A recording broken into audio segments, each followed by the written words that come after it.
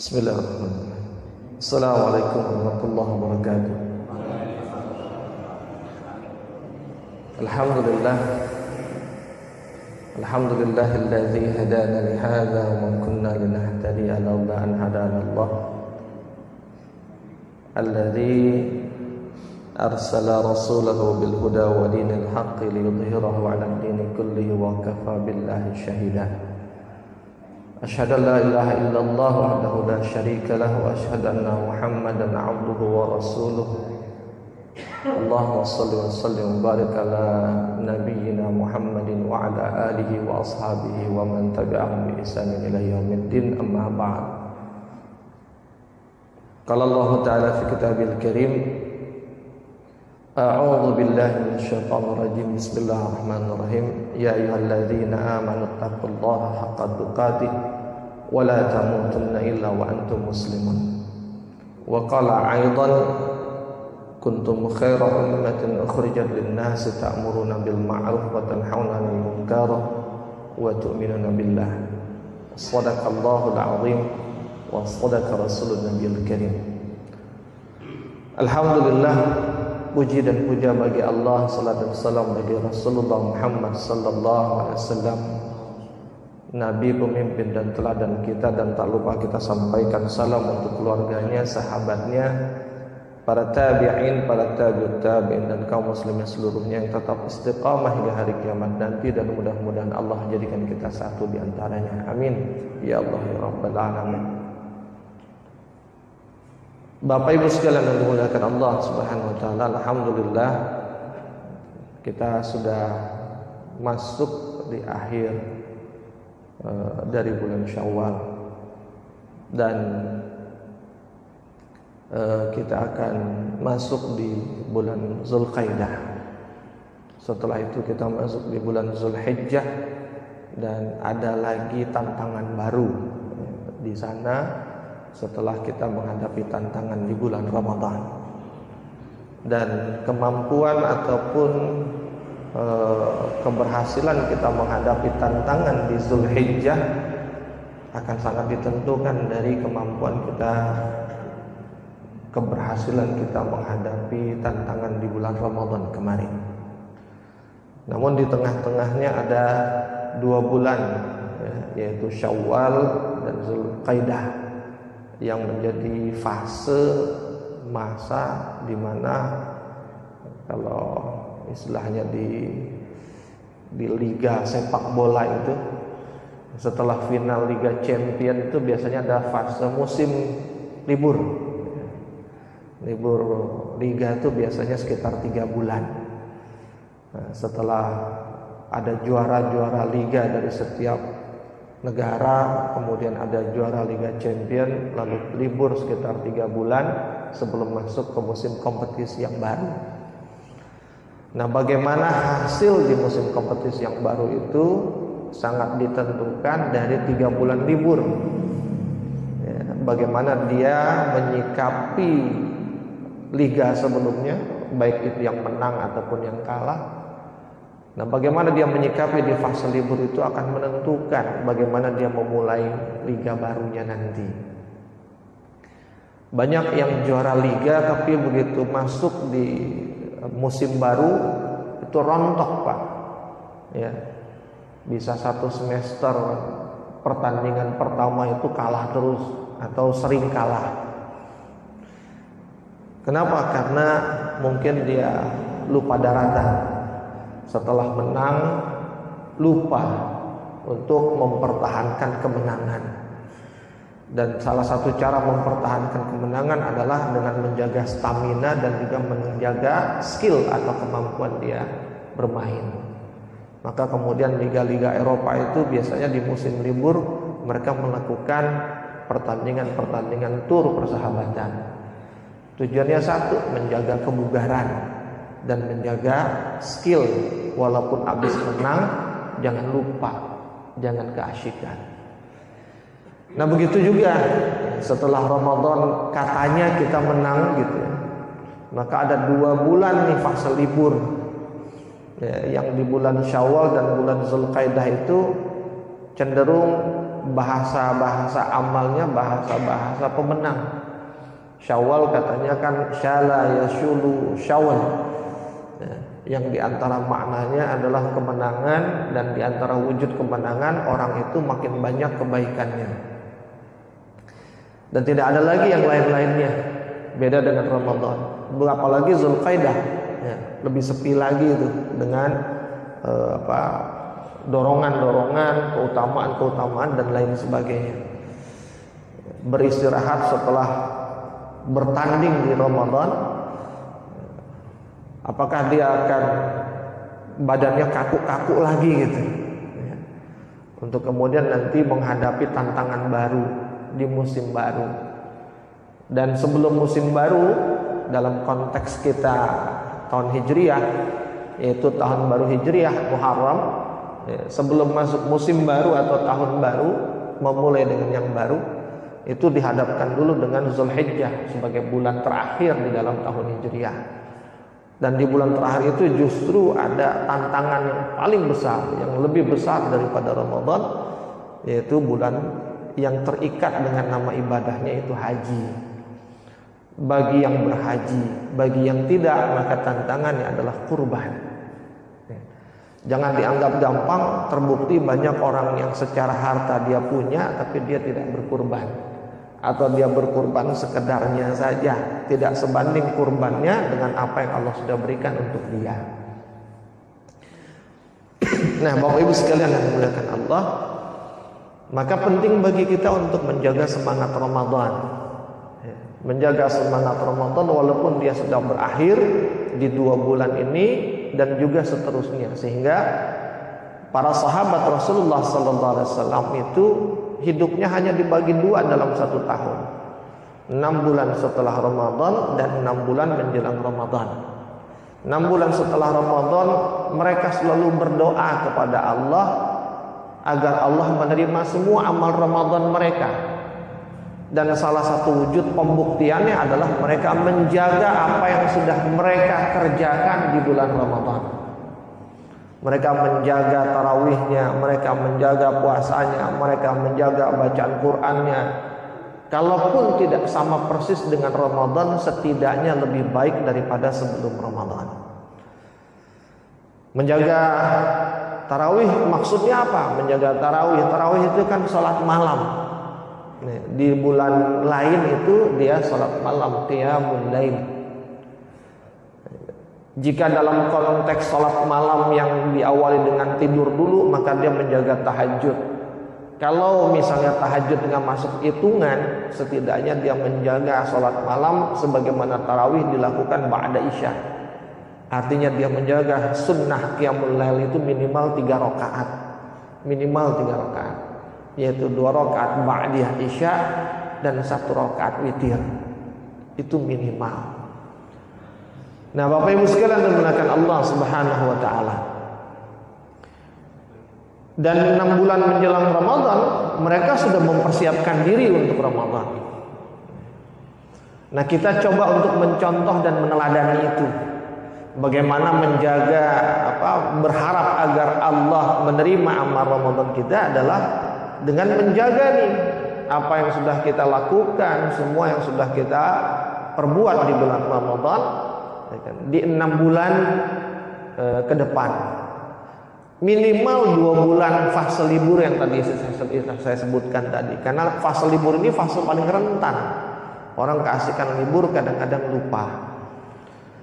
Nah, ketika kita bicara buah Ramadan, maka buah Ramadan jelas saya sudah bahas ini di pertemuan kuliah subuh pertama Ramadan. Sekarang saya kuliah subuh pertama baru mulai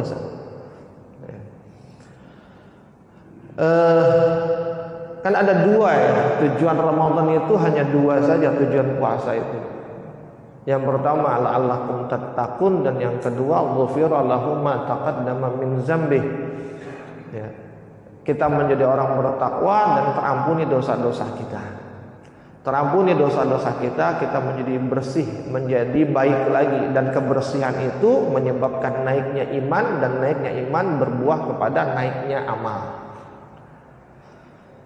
Dan ketika bicara takwa, maka di dalam surah Ali Imran ayat 133 itu adalah ayat tentang ciri orang bertakwa yang rasanya paling pas untuk disambungkan dengan Ramadan. Allah berfirman, a'udzubillahi minasyaitonirrajim, bismillahirrahmanirrahim, wasari'u ila maghfiratin min rabbikum wa jannatin arduhas samawati wal ardi u'iddat lil muttaqin. Dan bersegeralah kalian kepada maghfiratin min rabbikum, ampunan Allah, ampunan dari Tuhanmu, wa jannatin, dan bersegeralah kepada surganya Allah, arduhas samawati wal ardi, yang luasnya surga itu seluas langit dan bumi, uiddat lil muttaqin, yang Allah jadikan surga itu, Allah siapkan itu semua untuk orang-orang yang bertakwa. Dan ketika kita bicara bertakwa, berarti kita sekarang nih, kita bicara diri kita sekarang. Karena kita sudah selesai Ramadan, berarti kita jadi orang bertakwa. Dan orang bertakwa itu sama Allah dikasih indikasi dua. Yang pertama, sari'u ila maghfirah, dan yang kedua, sari'u ilal jannah. Dia selalu bersegera kepada ampunan Allah, dan dia selalu bersegera kepada surganya Allah. Bagaimana bersegera kepada ampunan Allah? Amalnya ada 3. Bagaimana bersegera kepada surganya Allah? Amalnya pun ada 3. Jadi 3 on 3 kalau saya menyebutnya. Di ayat 134 dan 135 Allah sebutkan 3 amal masing-masing itu. Dan 3 amal yang di ayat 135 sedikit banyak sudah saya sampaikan ketika di pembukaan kuliah subuh Ramadan, yang ketika itu dalam rangka memberikan visi kepada kita ini mau ngapain sih di Ramadan ini. Nah, ketika Allah katakan wasari'u ila maghfiratin min rabbikum wa jannatin arduhas samawati wal ardi uiddat lil muttaqin, maka yang pertama kali Allah jelaskan amalan itu adalah amalan bersegera kepada surga di ayat 134, dan yang arah 135 amalan bersegera kepada ampunan Allah Subhanahu wa taala. Saya hanya akan membahas amalan bersegera kepada surga yang 3 itu, dan hanya 1 saja akan saya bahas. Apa amalan 3 amalan yang mengindikasikan bahwa kita termasuk orang yang bersegera kepada surganya Allah? Kata Allah, alladzina yunfiquna fis sarra'i wad-dharra wal kadhimina al-ghaidha wal 'afina 'anil nas. Ada 3, Pak. Orang yang berinfak baik dalam keadaan lapang ataupun sempit, orang yang menahan amarahnya, dan orang yang memaafkan, pandai memaafkan manusia. 3 ini adalah amalan yang tidak bisa dilakukan kecuali dengan kesabaran. Senjata utamanya adalah sabar. Dan kenapa hanya bisa dilakukan orang yang punya senjata utama yaitu sabar? Karena dia sudah punya senjatanya. Senjatanya apa? Senjatanya dia dapat ketika dia selesai dari Ramadan. Karena Ramadan itu maknanya as-sawmu dengan as-sabru itu punya makna yang sama, artinya menahan. Jadi antara sawmu dengan sabru itu maknanya sama, artinya menahan. Bahkan di dalam hadis, di dalam kitab Musnad Imam Ahmad disebutkan bahwa Rasulullah mengatakan as-siyamu nisfu sabr. Puasa itu adalah separohnya sabar. Jadi ketika kita puasa 30 hari di Ramadan atau 29 hari di Ramadan, itu sesungguhnya Allah lagi nyiapin senjata buat kita untuk naik kelas di amalan berikutnya. Yang amal itu tidak bisa dilakukan kecuali kita punya senjata itu, dan mau nggak mau untuk dapetin senjata itu kita harus lewati Ramadan. Karena senjata itu hanya didapat kalau kita bisa lulus di Ramadan. Nah, Bapak Ibu sekalian dimuliakan Allah Subhanahu wa taala. 3 tadi amal yang saya sebut.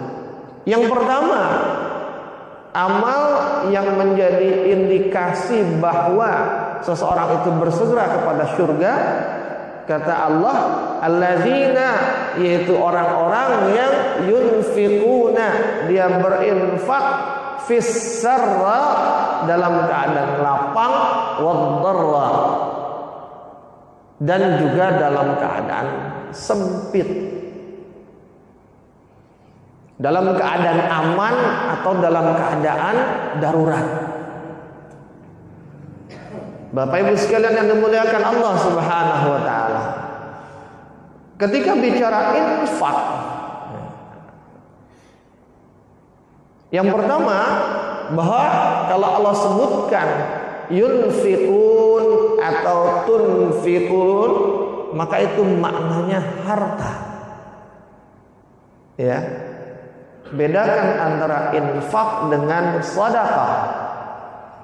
Kalau sedekah itu lebih khusus secara norma, tapi lebih umum secara bentuknya. Secara norma, sedekah itu adalah amal saleh yang hanya ada di dalam Islam, dan dia adalah amalan Islam. Nggak ada di luar agama lain. Namanya sedekah. Sedekah itu prinsip Islam. Maka sedekah itu, ya kan, punya akar yang sama dengan kata shadiq. Jadi orang di antara wujud orang yang benar imannya, maka dia bersedekah.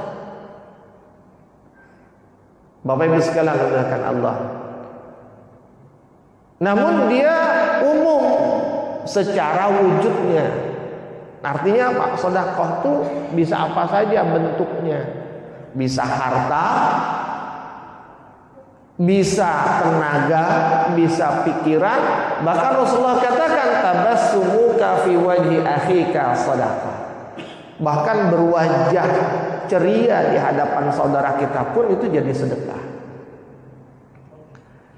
Tapi ketika bicara infak, ya, maka dia khusus secara wujud, tapi umum secara norma.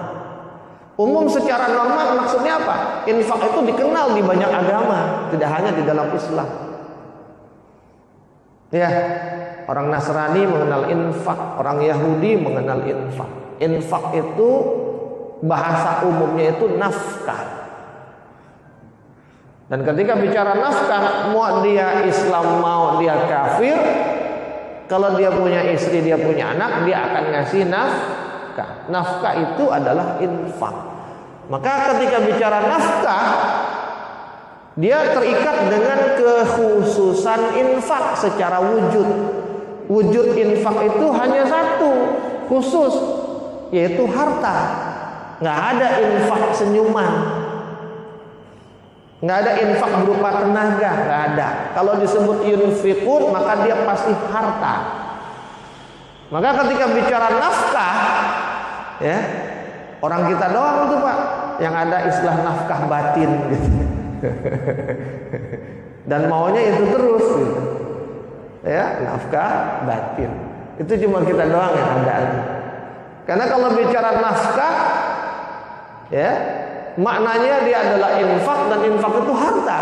Jadi nafkah seorang ayah kepada anaknya berupa menyediakan semua fasilitas kehidupan, dan untuk menyediakan semua fasilitas kehidupan yang dibutuhkan adalah harta. Memberikan pendidikan yang baik, memberikan tempat tinggal yang baik, begitu pula kepada istrinya. Dan untuk bisa memberikan itu semua yang dibutuhkan harta. Nah, Bapak Ibu sekalian yang dimuliakan Allah Subhanahu wa taala, itu satu, bicara infak berarti dia bicara harta. Maka ketika Allah sebut di dalam 133 ini allazina yunfiquna fis sarra wad dharra, maka ini adalah amalan harta. Dan ketika bicara amalan harta, dia nggak bicara tentang ada dan tiada, tapi dia bicara tentang kerelaan untuk melepaskan harta dari genggaman tangan. Maka Umar bin Khattab mengatakan, dalam doa-doanya, ya Allah jadikan dunia ini dalam genggaman tanganku, jangan jadikan dia di dalam hatiku. Karena kalau di dalam genggaman tangan mudah membukanya, melepasnya. Tapi kalau di hati, dia berat untuk melepasnya. Nah, Bapak Ibu sekalian dimuliakan Allah Subhanahu wa taala. Dan ketika bicara amalan harta itu, sebagaimana tadi disebutkan, fis-sarra wad-dharra, dalam keadaan lapang ataupun dalam keadaan sempit. Jadi yang namanya infak dengan harta itu tidak hanya untuk orang kaya, orang yang dalam keadaan miskin sempit rizkinya pun dia dituntut untuk beramal dengan amal harta. Jika dia punya senjata yang namanya sabar, dia bisa lakukan itu. Bapak Ibu sekalian yang dimuliakan Allah, nanti kita jelaskan semua kenapa senjatanya sabar.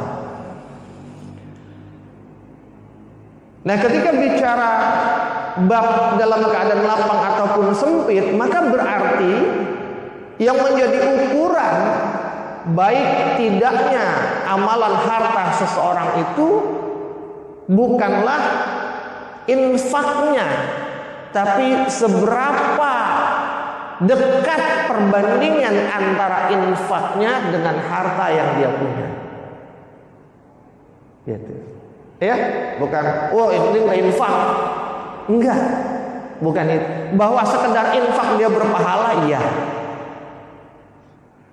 Maka nanti di dalam surat At-Talaq ayat yang ke-7 Allah mengatakan, a'udzubillahi minasyaitonirrajim, liyunfiq dzu sa'atin min sa'atihi wa man qudira 'alaihi rizquhu falyunfiq mimma ataahu Allah. La yukallifullahu nafsan illa ma ataha, sayaj'alullahu ba'da usri yusra. Kata Allah, liyunfiq dzu sa'atin min sa'atah, hendaklah orang yang memiliki keluasan kelapangan harta, maka dia berinfak dengan kelapangan yang dia punya. Liyunfiq dzu sa'atin min sa'atihi, hendaklah berinfak dengan kelapangan dari kelapangan yang dia punya. Maknanya apa? Infak seseorang itu harus sebanding dengan harta dia. Lapang itu berarti duitnya banyak, hartanya banyak. Maka dia dikatakan berinfak, dia dikatakan melakukan amalan harta jika infaknya itu sebanding dengan harta yang dia punya. Maka kemudian berbeda antara satu orang dengan orang yang lain. Jika ada orang yang memiliki uang 10 juta, dia berinfak 1 juta, maka boleh jadi dialah termasuk orang yang berinfak. Tapi jika ada orang yang punya uang 100 juta, dia berinfak sama dengan angka 1 juta, maka dia tidak sama dengan orang yang punya 10 juta tapi berinfak 1 juta. Karena apa? Hartanya banyaknya berbeda. Maka dia belum masuk kategori liyunfiq dzu sa'atin min sa'ati. Lalu Allah sebutkan lagi, wa man qadara 'alaihi rizquhu, orang-orang yang sempit hartanya. Bagi orang-orang yang sempit hartanya, miskin dia, falyunfiq, maka berinfaklah. Tetap disuruh infak sama Allah. Mimma atahullah, dari apa yang Allah kasih kepada dia. Bapak Ibu sekalian yang dimuliakan Allah Subhanahu wa taala, ini yang pertama menunjukkan bahwa infak itu bukan sekedar infak, tapi infak itu ada takarannya, dan takarannya adalah kelapangan rizki yang Allah berikan kepada kita. Maka infak saya pasti berbeda dengan infak bapak-bapak, dan tak perlu meremehkan orang yang infaknya lebih kecil dari kita. Boleh jadi yang infaknya lebih kecil dari kita justru dia memenuhi standar. Kenapa? Itu besar dibandingkan apa yang dia punya. Dibandingkan orang yang punya banyak, mungkin infaknya terlihat lebih banyak daripada yang hartanya sedikit. Tapi jika dibandingkan antara infaknya dengan harta yang dia punya, jauh lebih kecil daripada infaknya orang yang sedikit tadi. Maka wajar kotak amal itu isinya ada yang merah, ada yang biru, ada yang coklat, ada yang abu-abu. Iya, karena jamaah masjid beda-beda jumlah hartanya. Nah, Bapak Ibu sekalian, yang repot itu kalau jamaah masjidnya beda-beda jumlah hartanya, tapi kotak amalnya isinya abu-abu semua. Bapak Ibu sekalian yang dimuliakan Allah Subhanahu wa taala. Itu yang pertama. Yang kedua, di dalam surah Ali Imran ayat yang ke-92 Allah juga sebutkan, semakin menegaskan, apa kata Allah? Lan tanalul birra hatta tunfiqu mimma tuhibbun. Kalian itu, kata Allah, lan tanalul bir, tidak akan pernah sampai kepada albir. Albir itu adalah kebaikan yang sempurna, kebaikan yang paling tinggi, itu namanya albir. Tidak akan sampai seseorang itu pada albir hatta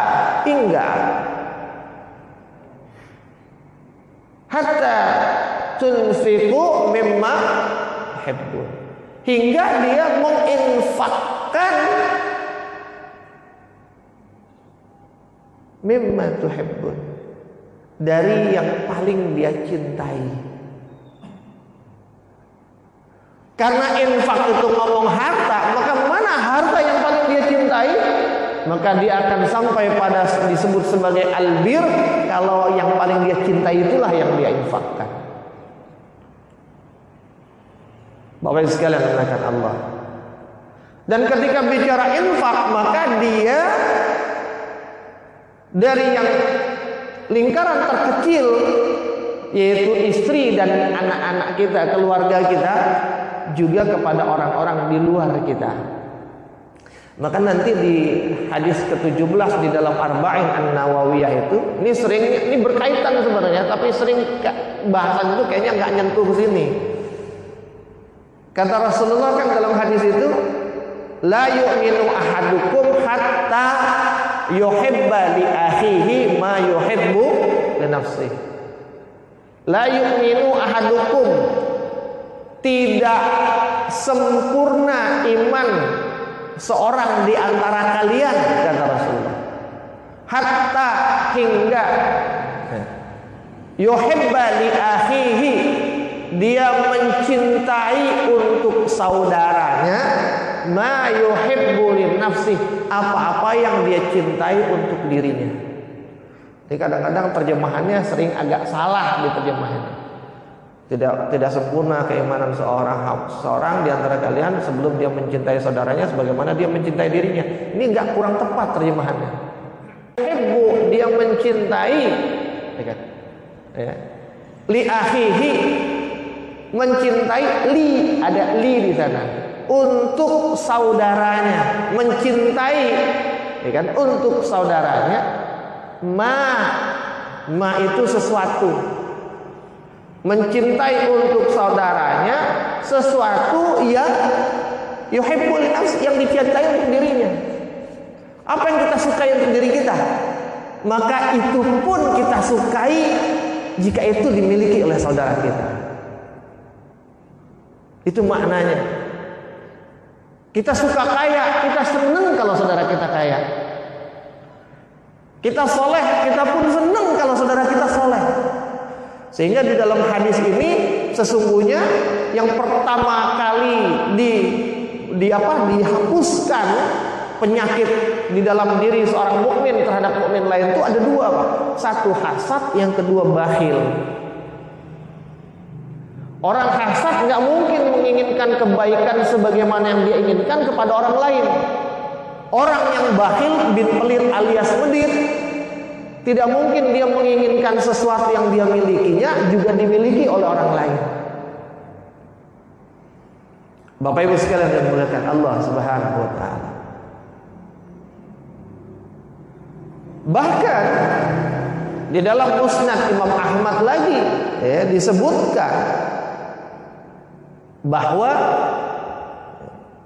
kata Rasulullah, kan, dari Abdullah ibnu Amr ibnu Al-As, dia menceritakan bahwa Rasulullah sallallahu alaihi wasallam pernah bersabda,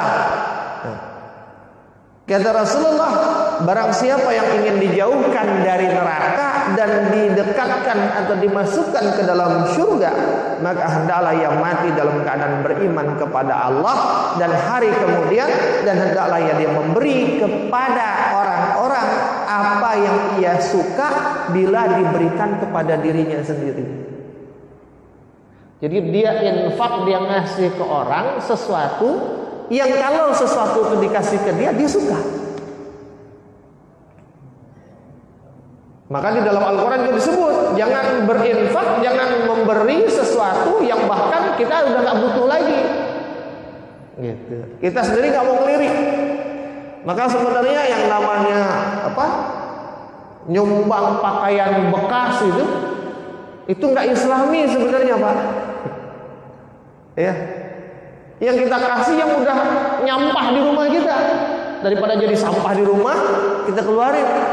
Jadi kita ngasih saudara kita sampah. Apalagi kalau tanya ada tuh lembaga-lembaga filantropi itu yang sering nerima kiriman-kiriman pakaian bekas itu. Kalau ada bencana, itu semakin mengejutkan, Pak. Kenapa? Nggak sedikit pakaian yang dikasih itu pakaian yang betul-betul sampah gitu. Udah sobek, udah nggak bisa dipakai. Jadi dia mau buang, mungkin daripada gua buang, bayar ke tukang sampah yang gratis saja. Buangnya dengan disumbangkan. Nauzubillah. Jadi kalau mau ada infak buat yang begitu, infak pakaian baru atau pakaian yang masih kita pakai. Jangan memberi sesuatu yang kita memicinkan, memandang sebelah mata darinya. Dan kata Rasulullah, siapa yang ingin dijauhkan dari neraka, kata Rasulullah, dan didekatkan kepada surga, hendaklah dia memberikan sesuatu kepada orang apa yang jika itu diberikan kepadanya dia.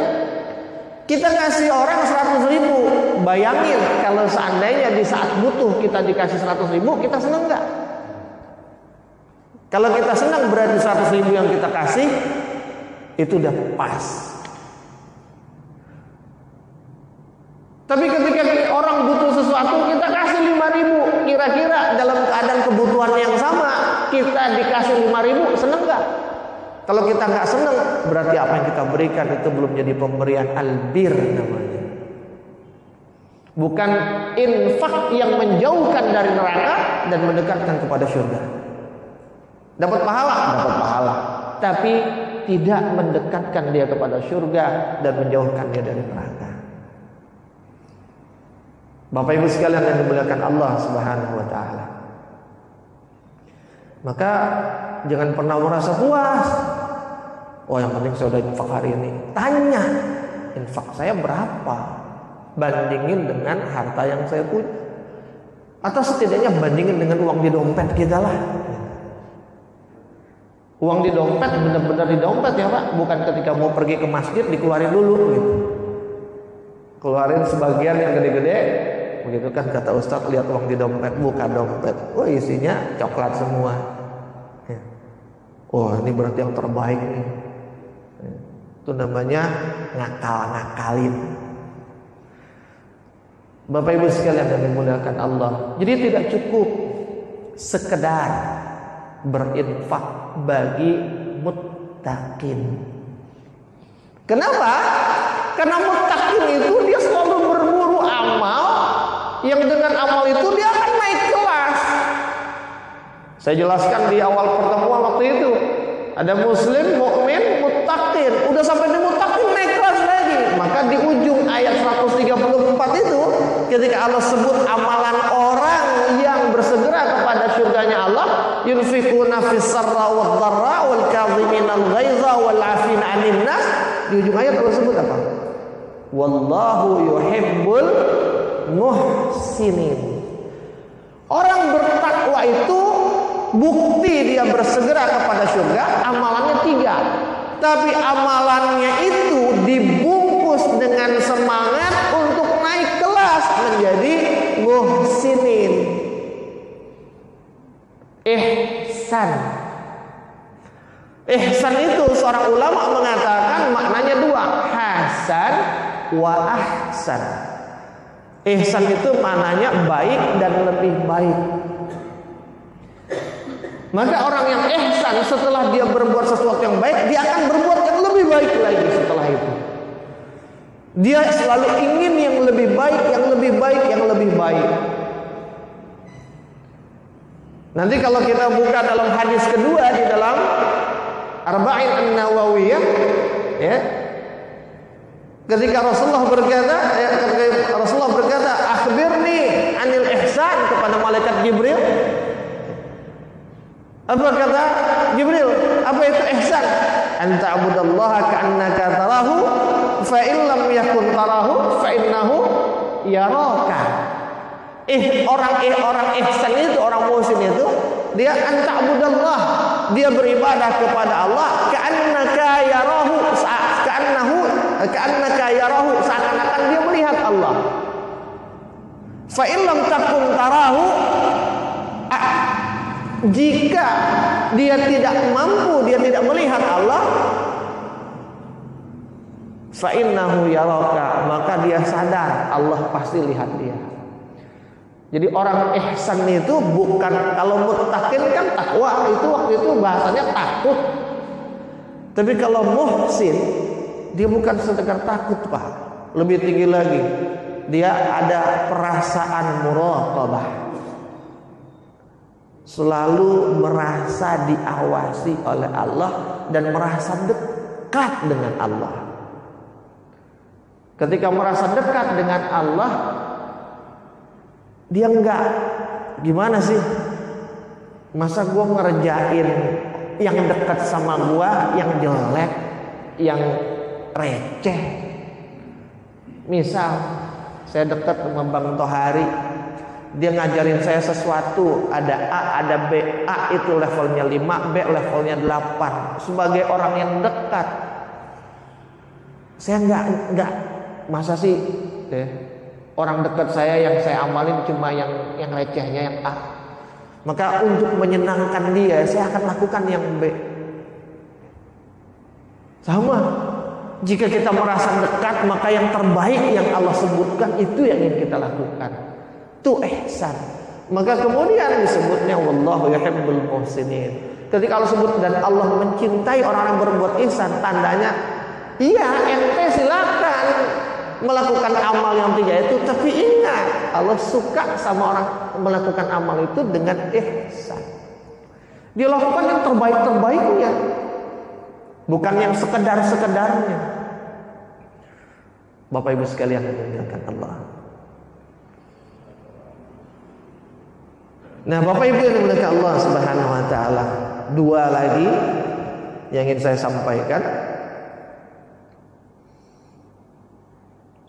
Di dalam surat Al-Baqarah ayat 155 kita diberitahu bahwa untuk bisa ihsan, untuk bisa melakukan amal yang nunjukin kita bersegera kepada surganya Allah, untuk membuktikan bahwa kita berhasil dengan Ramadan kita, itu nggak mudah. Maka Allah sebutkan di ayat 155 di surat Al-Baqarah itu, a'udzu billahi minasyaitonir rajim, wa lanabluwannakum bisyai'in minal khaufi wal ju' wa naqsin minal amwal wal anfus was thamarat. Kata Allah, wa lanabluwannakum, dan sungguh, itu ada lam di situ, walanab, lam itu lam penegas, dan sungguh dan benar-benar kami akan menguji kamu, kata Allah. Bisyai'in, dengan sesuatu. Sesuatunya itu apa? Disebut sama Allah, minal khauf, rasa takut. Orang karena ketakutan itu biasanya apa, sesuatu yang mungkin biasa dia kerjakan, karena takut bisa dia tinggalkan. Sesuatu yang dia cari-cari, karena takut dia nggak nyari lagi. wal ju', ya. Dan kelaparan. Orang lapar dia bisa lakukan apapun. Tapi yang terkait dengan bahasan kita, wa naqsim minal amwal, diuji dengan sedikitnya harta. Yang ketika sedikitnya harta, orang cenderung, buat kita aja belum cukup, ngapain sih mikirin orang? Buat kita aja belum cukup, ngapain pakai infak-infak? Padahal tadi balik ke At-Talaq ayat 7, liyunfiq dzu sa'atin min sa'ati wa man qadira 'alaihi rizquhu falyunfiq. Sedikit harta kita, kata Allah, falyunfiq, tetap infak. Tapi kadang-kadang kita kalah. Buat kita aja belum selesai. Maka di ujung ayat itu Allah sebutkan wabasyiris shabirin, berikan kabar gembira kepada orang-orang yang sabar. Ini menunjukkan bahwa infak itu, untuk bisa berinfak, apalagi berinfak sebanding dengan harta kita. Kalau banyak berarti infaknya kudu banyak gitu.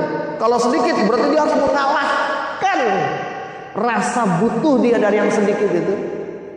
Maka untuk bisa melakukan itu, apalagi memberikan yang paling dicintai, senjata cuma satu, sabar. Kenapa Bapak sekalian? Ditegaskan di dalam ayat terakhir yang ingin saya sampaikan, di dalam surat Al-Baqarah ayat 268. Apa kata Allah? A'udzubillahi minasyaitonir rajim. Asy-syaitanu ya'idukumul faqr. Syaitan itu menakut-nakuti kamu dengan kefakiran, dengan kemiskinan. Kita mau infak, ya Allah, miskin bentar, kurang duitnya ntar. Harusnya beli segini jadi segini, harusnya bisa beli ini jadi nggak bisa beli. Harusnya. Asy-syaitanu ya'idukumul faqr, kata Allah. Syaitan itu selalu nakut-nakutin kita. Ntar kalau itu syaitan, Pak.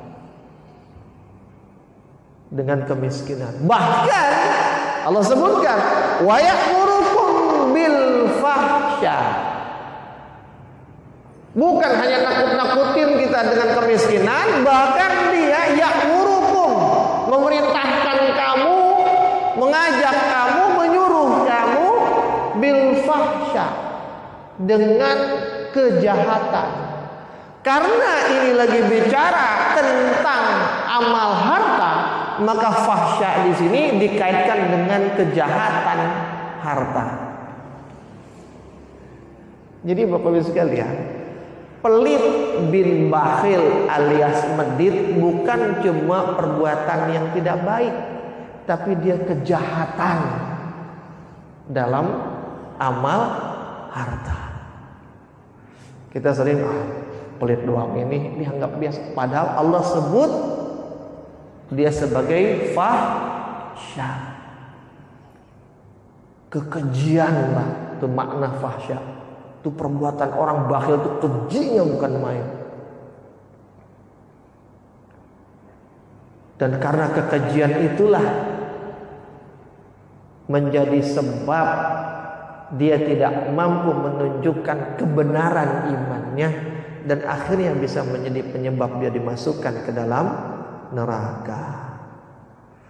Maka Bapak Ibu sekalian, di surat Al-Munafiqun ayat ke-10 kan Allah sebut tuh, wa anfiqu mimma razaqnakum min qabli ayyatiya ahadakumul maut fayaqula rabbi laula akhartani ila ajalin qarib fa asaddaqa wa akum minas salihin. Wa anfiqu, kata Allah, dan infakkanlah mimma razaqnahum, dari sebagian harta yang Allah berikan kepadamu. Razaqnakum min qabli ayyatiya ahadakumul maut, sebelum kematian itu datang kepadamu. Jadi infak itu sebelum mati, Pak. Fayaqula, maka berkatalah Rabb, orang-orang di antara mereka itu yang dia tidak berinfak sebelum mati, ketika dia sudah mati dia berkata kepada Allah, Rabbi, wahai Tuhanku, laula akhartani, tolong beri tangguh kepadaku, akhirkan sedikit saja, ila ajalin qarib, panjangin dikit umurku. Fasaddaqa, yang dengan dihidupkan lagi aku, ditunda sedikit kematianku.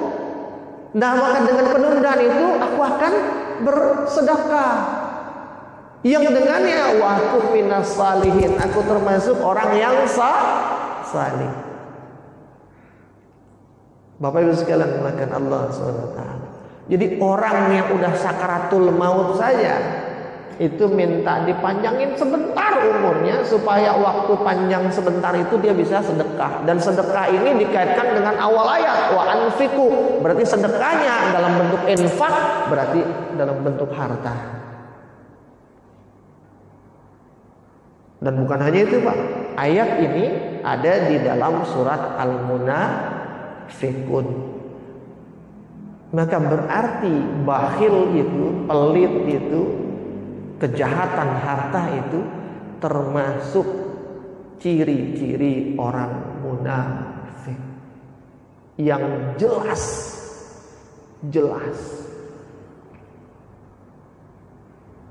Nah, Bapak sekalian, bagaimana dengan kita? Saya yakin semua kita sudah berinfak. Tapi mari kita tanya, sudahkah infak kita menjadi albir? Sudahkah infak kita terhadap sesuatu yang paling kita cintai? Sudahkah infak kita adalah infak yang mendekatkan kita kepada surga dan menjauhkan kita dari neraka? Sudahkah infak kita berbanding lurus dengan harta yang kita punya? Wallahu a'lam bishawab. Itu saja dari saya kembalikan kepada Bapak MC.